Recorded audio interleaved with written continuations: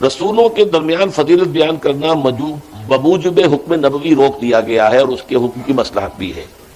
کیا اسی مصلحت کا تقاضا نہیں ہے کہ صحابہ کرام کے درمیان بھی درجہ بندی نہ کی جائے، اور یہ نہ اصرار کیا جائے کہ بالتحقیق فلاں صحابی افضل البشر ہیں؟ اس سے کئی غیر ضروری مباحث جنم نہیں لیتے؟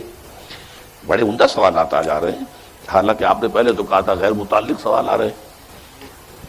اچھا وہ روک لیے۔ دیکھیے، حضور نے یہ نہیں کہا ہے کہ نبیوں کو ایک دوسرے پر فضیلت نہ دو، آپ ذرا اصلاح، آپ نے فرمایا مجھے مت فضیلت دو، اسی لیے میں نے لفظ تواضع استعمال کیا تھا۔ حضور نے اپنے اندر تواضع، انکسار، اور دوسرے یہ کہ اس میں جو حکمت تبلیغ تھی جو میں نے عرض کیا اور جس کا حوالہ آپ نے دیا ہے کہ خام خواہ اس کی وجہ سے حجاب ہو جائے تو اس سے کیا فائدہ ہے؟ جو ہے مشک آنست کے خود بے بویت نہ کہ عطار بے بویت، اس حوالے سے وہ ایک اس کے اندر جو ہے تفصیل بین الرسل جو ہے کرنا، اور وہ امتوں کے درمیان معاملہ ہوتا ہے۔ یہ جو معاملہ ہے تفصیل بین صحابہ کا، اس کے لیے درجات خود حضور نے معین کیے۔ یہ خیر امتی، یہ تو حضور نے خود فرمایا ہے، ارحم امتی بے امتی ابو بکر واشدہم فی امر اللہ عمر واکثرہم حیاء عثمان واقضاہم علی۔ حضور نے خود فرمایا ہے کہ میری صحابہ میں اگر کوئی نبی ہوتا میری امت میں تو عمر ہوتے۔ حضرت علی جو ہے یہ آنا مدینۃ العلم والی، ہر ایک کی اپنی اپنی فضیلت ہے، ہر گلے راہ رنگ و بوئے دیگر است۔ اور اس میں خاص طور پر جو مسئلہ پیدا ہوا ہے وہ یہ ہے کہ جو خلافت میں سکسیشن ہوئی ہے، اس کو زیادہ نمایاں اس لیے کرنا پڑا کہ کچھ لوگوں نے اس کی بنا پر تغلید کی ہے، حضرت ابو بکر کی خلافت کو غلط قرار دیا، حضرت عمر کی، حضرت عثمان کی، اور ان کے خیال میں افضل جو تھے وہ حضرت علی تھے، اول روز سے گویا کہ حقدار وہ تھے، اور یہ تو تین جو ہے غاصب تھے۔ اس سے پھر بات بہت دور نکل جاتی ہے۔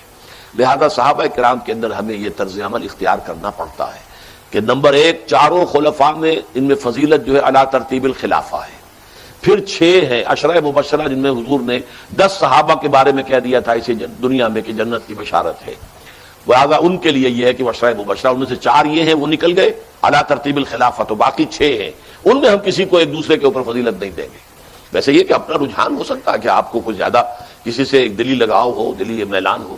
پھر اس کے بعد جو ہے وہ بدری صحابہ ہیں، پھر وہ کہ جنہوں نے جو بیعت رضوان میں حصہ لیا، یہ درجہ بندی ہے، اور اس کا قرآن مجید میں بھی ذکر ہے، اس لیے کہ سورہ حدید میں فرمایا گیا لا یستوی منکم من انفق من قبل الفتح وقاتل اولئک اعظم درجۃ من الذین انفقوا من بعد وقاتلوا وکلا وعد اللہ الحسنی واللہ بما تعملون خبیر۔ تم میں سے وہ لوگ برابر نہیں ہیں کہ جنہوں نے فتح سے پہلے، جنہوں نے اللہ کی راہ میں جنگ کی اور اللہ کی راہ میں انفاق کیا، وہ بہت درجے میں بلند ہیں ان کی نسبت جنہوں نے فتح کے بعد یہ کام کیے۔ اگرچہ سب سے اللہ کا وعدہ بہت اچھا ہے، جنہوں نے بھی قتال کیا، چاہے بعد میں کیا، بعد میں ایمان لائے لیکن قتال میں حصہ لیا، فتح مکہ کے بعد ایمان لانے والوں نے حصہ لیا، یا جو کہ سن 9 ہجری کے اعلان کے بعد بھاگتا ہوا جا رہا تھا اکرمہ ابن ابی جہل، وہ واپس لوٹ کر آئے، ایمان لائے، اللہ نے پھر ان کو جو ہے شہادت کی موت عطا کی جنگ یمامہ کے اندر۔ یہ تو اللہ تعالیٰ کا معاملہ ہے، لیکن یہ ہے کہ یہ ایک درجہ بندی ہمارے ہاں کہ جو لوگ فتح مکہ کے بعد ایمان لائے، چاہے انہوں نے کتنا ہی انفاق کیا ہو، قتال کیا ہو، وہ ایک درجہ کم رہیں گے ان سے کہ جبکہ ابھی اسلام کی طاقت نہیں تھی، اسلام ابھی جو ہے فیصلہ کن طور پر ابھی حاکم طاقت نہیں بنا تھا، جو اس وقت جانثاری کر رہے تھے قرآن اسلام کے لیے، ان کا درجہ بہت بلند۔ رسولوں کے درمیان فضیلت بیان کرنا بموجب حکم نبوی روک دیا گیا ہے، اور اس کے حکم کی مصلحت بھی ہے۔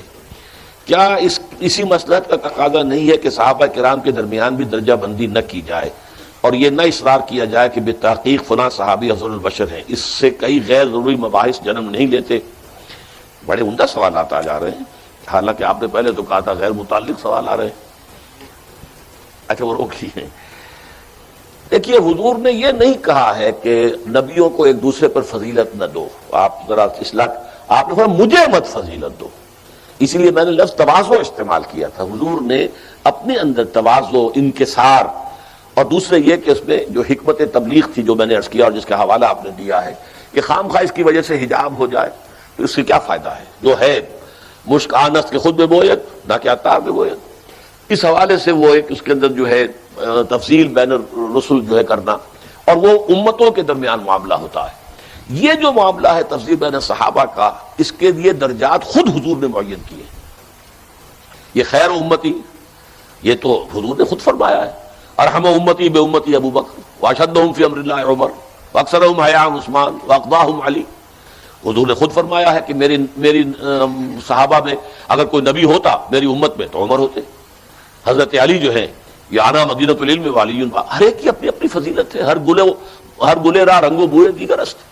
اور اس میں خاص طور پر جو مسئلہ پیدا ہوا ہے وہ یہ ہے کہ جو خلافت میں سکسیشن ہوئی ہے اس کو زیادہ نمایاں اس لیے کرنا پڑا کہ کچھ لوگوں نے اس کی بنا پر تغلید کی ہے. حضرت ابو بکر کی خلافت کو غلط قرار دیا، حضرت عمر کی، حضرت عثمان کی، اور ان کے خیال میں افضل جو تھے وہ حضرت علی تھے. اول روز سے گویا کہ حقدار وہ تھے اور یہ تو تین جو ہے غاصب تھے. اس سے پھر بات بہت دور نکل جاتی ہے. لہذا صحابہ کرام کے اندر ہمیں یہ طرز عمل اختیار کرنا پڑتا ہے کہ نمبر ایک، چاروں خلفاء میں ان میں فضیلت جو ہے علی ترتیب الخلافہ ہے. پھر 6 ہیں عشرہ مبشرہ جن میں حضور نے 10 صحابہ کے بارے میں کہہ دیا تھا اسی دنیا میں کہ جنت کی بشارت ہے. لہٰذا ان کے لیے یہ ہے کہ عشرہ مبشرہ ان میں سے 4 یہ ہیں وہ نکل گئے علی ترتیب الخلافہ، تو باقی 6 ہیں ان میں ہم کسی کو ایک دوسرے کے اوپر فضیلت نہیں دیں گے. ویسے یہ کہ اپنا رجحان ہو سکتا ہے کہ آپ کو کچھ زیادہ کسی سے ایک دلی لگاؤ ہو، دلی میلان ہو. پھر اس کے بعد جو ہے وہ بدری صحابہ ہیں، پھر وہ کہ جنہوں نے جو بیعت رضوان میں حصہ لیا. یہ درجہ بندی ہے اور اس کا قرآن مجید میں بھی ذکر ہے، اس لیے کہ سورہ حدید میں فرمایا گیا لا یستوی منکم من انفق من قبل الفتح وقاتل اولئک اعظم درجۃ من الذین انفقوا من بعد وقاتلوا وکلا وعد اللہ الحسنی واللہ بما تعملون خبیر. تم میں سے وہ لوگ برابر نہیں ہیں کہ جنہوں نے فتح سے پہلے جنہوں نے اللہ کی راہ میں جنگ کی اور اللہ کی راہ میں انفاق کیا، وہ بہت درجے میں بلند ہیں ان کی نسبت جنہوں نے فتح کے بعد یہ کام کیے. اگرچہ سب سے اللہ کا وعدہ بہت اچھا ہے. جنہوں نے بھی قتال کیا چاہے بعد میں کیا، بعد میں ایمان لائے لیکن قتال میں حصہ لیا، فتح مکہ کے بعد ایمان لانے والوں نے حصہ لیا، یا جو سن 9 ہجری کے اعلان کے بعد بھاگتا ہوا جا رہا تھا اکرمہ ابن ابی جہل، وہ واپس لوٹ کر آئے، ایمان لائے، اللہ نے پھر ان کو جو ہے شہادت کی موت عطا کی جنگ یمامہ کے اندر. یہ تو اللہ تعالیٰ کا معاملہ ہے. لیکن یہ ہے کہ یہ ایک درجہ بندی ہمارے ہاں کہ جو لوگ فتح مکہ کے بعد ایمان لائے چاہے انہوں نے کتنا ہی انفاق کیا ہو، قتال کیا ہو، وہ ایک درجہ کم رہیں گے ان سے کہ جبکہ ابھی اسلام کی طاقت نہیں تھی، اسلام ابھی جو ہے فیصلہ کن طور پر ابھی حاکم طاقت نہیں بنا تھا.